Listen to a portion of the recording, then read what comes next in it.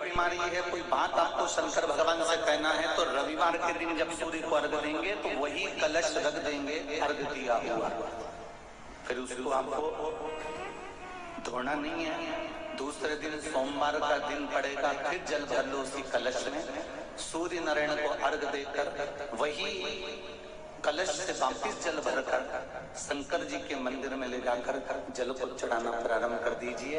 आपको स्वयं बड़ी रोग बड़ी बीमारी में भी आराम लगना प्रारंभ हो जाएगा। आप कहो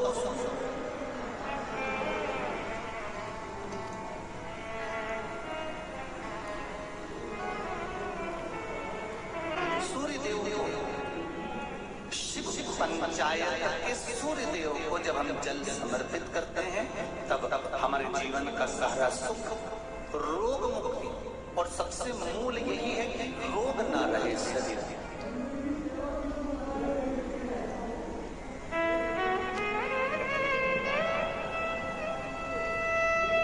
करोड़ों का धन तुम्हारे पास में है, ढेरों की संपदा तुम्हारे पास में, और अगर रोग ने घेर लिया तो वो धन किसी काम का है? अरे बोलो तो जी और ऐसे वाली किस काम का वो धन? शंकर भगवान को दिया गया समय, जब आप शिव मंदिर में जाते हैं एक लोटा पानी चढ़ाते हैं, शंकर के मंदिर में जाते हैं, शंकर की आराधना करते हैं, झाड़ू लगाते हैं, शिव मंदिर में पोछा लगाते हैं, या शंकर भगवान का श्रृंगार करते हैं, या शिव महापुराण की कथा श्रवण करते हैं, या शंकर का अनुमोदन करते हैं, या शिव नाम का जाप करते हैं। शंकर भगवान को दिया गया समय एक कॉपी में लिख के रख लेना कि मैंने आज 2 घंटा कथा सुनी, मोबाइल पर मैंने 15 मिनट कथा सुनी, फेसबुक पर मैंने 20 मिनट कथा सुनी, मैंने व्हाट्सएप पर 5 मिनट की क्लिपिंग देखी शिव महापुराण की। ये समय आप एक कॉपी पर लिख कर रखो कि मैंने इतना समय शंकर भगवान को दिया। शिव को दिया गया समय, शंकर को दिया गया 1 रुपया, शंकर को दी गई श्वास, और शंकर को किया गया समर्पण। एक ना एक दिन तुम्हारे ऐसे ही पूरे भक्त में सामने आकर खड़ा हो जाता है। तुमने जो शिव को दिया,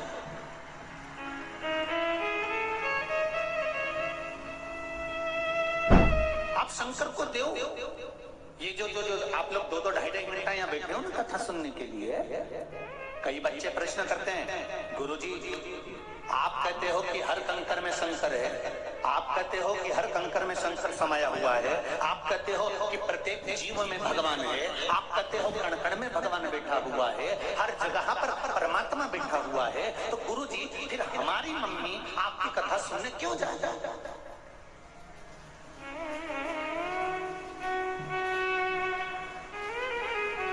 अगर कण कण में भगवान बैठा हुआ है, कंकर में शंकर समाया हुआ है, प्रत्येक जीव में परमात्मा बैठा हुआ है, नस नस में भगवान समाया हुआ है, हर पल पल में मेरा भगवान समाया हुआ है, तो हमारी मम्मी आपकी कथा सुनने क्यों जाती है? 2 घंटा में क्यों टाइम बर्बाद करती है? क्यों जाके बैठती है 2-2.5 घंटा 3 घंटा कथा में?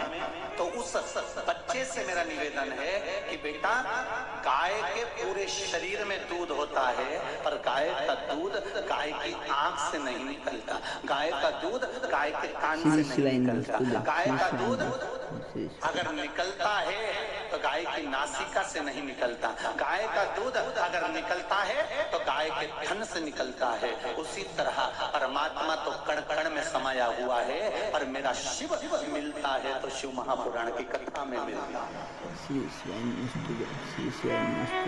गाय का दूध नाक से, आंख से या कान से नहीं निकाल सकते। उसी तरह परमात्मा को प्रकट करने का, परमात्मा को प्राप्त करने का, परमात्मा को ढूंढने का, परमात्मा को पाने का एक स्थान हमारे संतों ने, हमारे साधुओं ने, हमारे गुरुओं ने, हमारे वेद व्यास जी महाराज ने हमारी पुराणों में वर्णन कर दिया कि जो संत स्वयं राम जी महाराज माता शबरी जी से कहते हैं कि प्रथम संगत, आप प्रथम सत्संग, अगर प्रथम रूप में प्रथम भक्ति सत्संग का मूलता धारण करिए, आप सत्संग करिए, करो आप सत्संग। नंबर पर राम जी कहते हैं, शबरी अम्बा आप सत्संग करें। कितनी विचित्र रामचरितमानस में संवाद लिखा है, जरा ध्यान दीजिएगा। शबरी मैया ने राम जी से ये नहीं कहा कि आप मुझे भक्ति का कुछ, मैं ये जरूर कहा कि मुझे भक्ति के बारे में बताएं, पर ये नहीं कहा कि मुझे नवदा भक्ति का ज्ञान स्वयं राम शबरी जी को दे रहा है। क्यों? शबरी समझ गई थी, शबरी जान गई थी कि जब राम जी आ रहे थे, रामचरितमानस को अच्छे से पढ़ना, उठाकर देखना।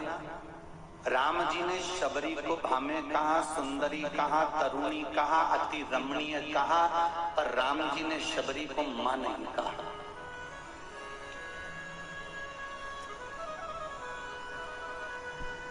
तरुणी कह रहे हैं, अति रमणीय कह रहे हैं, बड़ी सुंदर हो आप, क्योंकि भक्ति जिसके भीतर होती है वो सुंदर हो नहीं जाता। भामे कहा, तरुणी कहा, सुंदर कहा, अति रमणीय कहा, बहुत सहज सरल सब कुछ मेरे राम जी ने कहा, पर शबरी को माने क्यों नहीं कहा? क्योंकि उसका कारण था, जब शबरी अम्बा बैठी हुई थी तब मेरे राघव जी आ रहे थे, और शबरी ने जब राम जी को देखा तो शबरी के मन में आया कि जैसे मैं भिलनी शादी के मंडप में बैठी थी, और शादी के मंडप में बैठी बैठी में भिलनी मेरा पति आ रहा था, और मैं शादी के मंडप को छोड़कर भाग गई थी, तो शबरी को वो अपना विवाह याद आ गया था कि जैसे ये कोई आ रहा है, मेरे पति के जैसा कोई आ रहा है। शबरी ने राम को पति के रूप में देख लिया था, इसलिए राम जी ने नवदा भक्ति में पहली भक्ति कर दी। शबरी, तूने सत्संग नहीं करा, अगर सत्संग करा होता तो पति और परमात्मा में अंतर नजर आ जाता। तूने अगर सत्संग किया होता तो पति और परमात्मा में अंतर देख देती।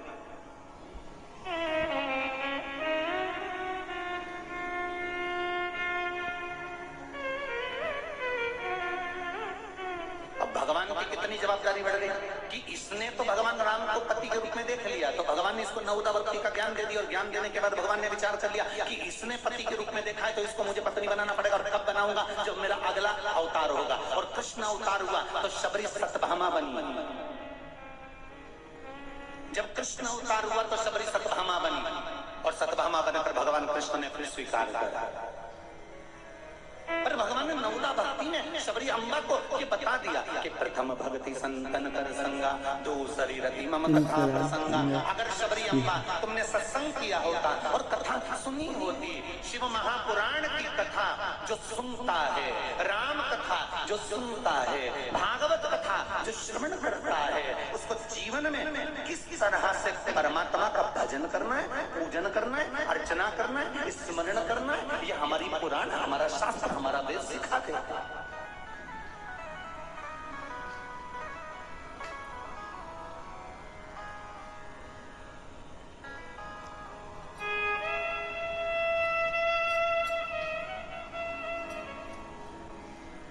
भागवत कथा मरना सिखाती है कि मृत्यु कैसी होना चाहिए। परीक्षित का अंतिम क्षण चल रहा था और सुखदेव जी महाराज गुरु के रूप में ढूंढ लिए थे। भागवत कथा मरना सिखाती है कि मृत्यु कैसे होना चाहिए, राम कथा जीना सिखाती है कि जीवन कैसा होना चाहिए, और शिव महापुराण की कथा व्यवहार सिखाती है कि हमारे दिनचर्या का व्यवहार क्या होना चाहिए, इस शरीर को सुखी रखना।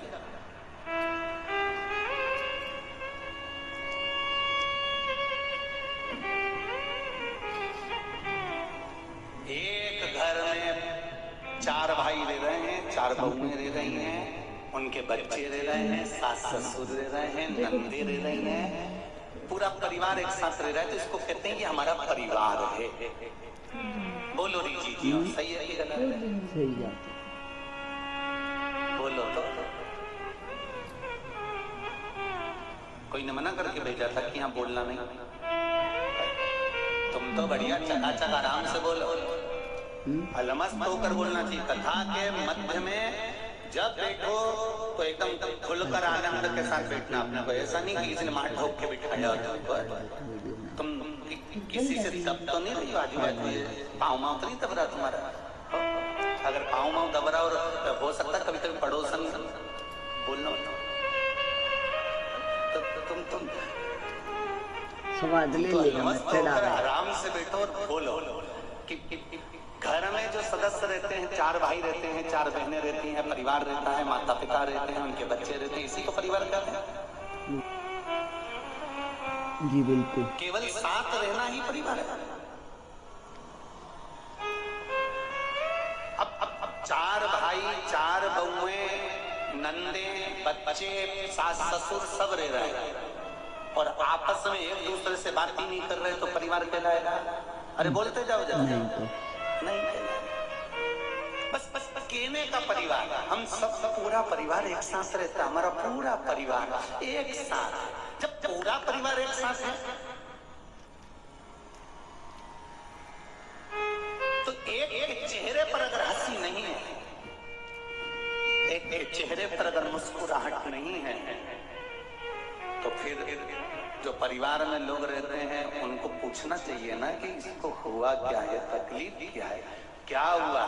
पर किसी को किसी से मतलब नहीं। रोटी खाई, अपने अपने कमरे में चले गए, सवेरे उठे, दुकान पे चले गए, नौकरी पे चले गए, सर्विस पे चले गए, शाम को आए, अपने बच्चों के साथ थोड़ी देर घूम फिर आए, फिर आ गए। पर परिवार का मतलब ये नहीं होता कि आप खुद अपनी अलमस्ती में रहो। परिवार का मतलब रहता है कि 4 लोग अगर रह रहे हैं तो किसी के चेहरे पर रोना खत्म नहीं होना चाहिए, उसके चेहरे पर प्रसन्नता बनी होना चाहिए। वो परिवार का मतलब है।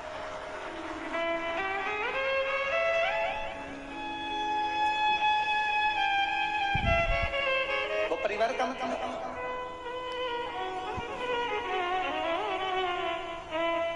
हम सब इकट्ठे शिव जी के पट पे, अगर हम एक जगह पर इकट्ठे हुए हैं, हम यदि भगवान की भक्ति में एकत्रित हुए हैं, हम भगवान के स्मरण में एकत्रित हुए हैं, हम भगवत नाम में एकत्रित हुए हैं, तो वहां हम सबके चेहरे पर प्रसन्नता हो।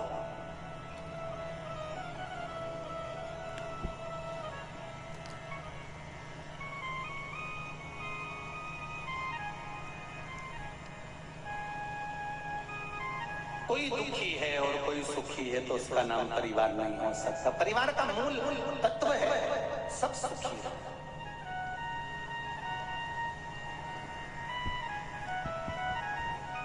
पति, पत्नी, बच्चे।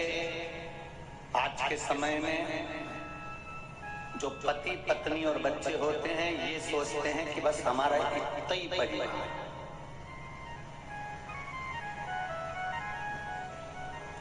आज के जमाने के बच्चों को घर से ज्ञान बहुत चुटकी भर के मिलता है। घर से ज्ञान मात्र चुटकी भर के मिलता है।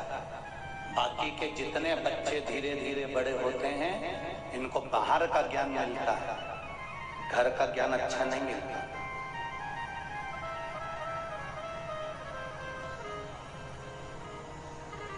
पहले की जो माताएं होती थी वो अपने बच्चों को ज्ञान प्रदान करती थी और इतना प्रबल ज्ञान देती थी कि बच्चों के चित्त और प्रकृति में वो बैठ जाता था।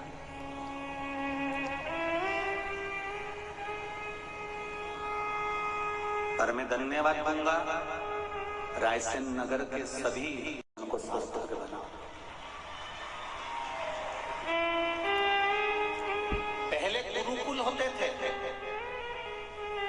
और उन गुरुकुल में चाहे ब्राह्मण हो, चाहे क्षत्रिय हो, चाहे वैश्य हो, चाहे शूद्र हो,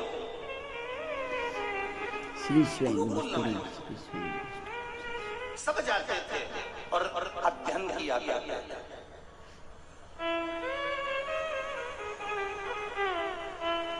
सबके मस्तक पर त्रिपुंड लगता था, सबके गले में तुलसी और रुद्राक्ष की माला हुआ करती थी और सबका भगवत भजन में मन लगा होता था। अब एक बात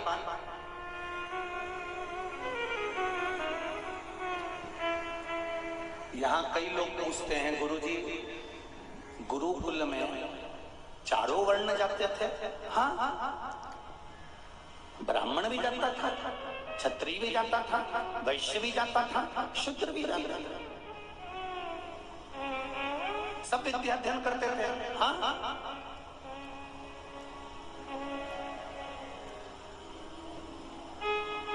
गुरुदेव ये संवाद किसी पुराण में मिल सकता? क्यों नहीं मिलेगा? विष्णु पुराण उठा लो, श्रीमद् भागवत उठा लो,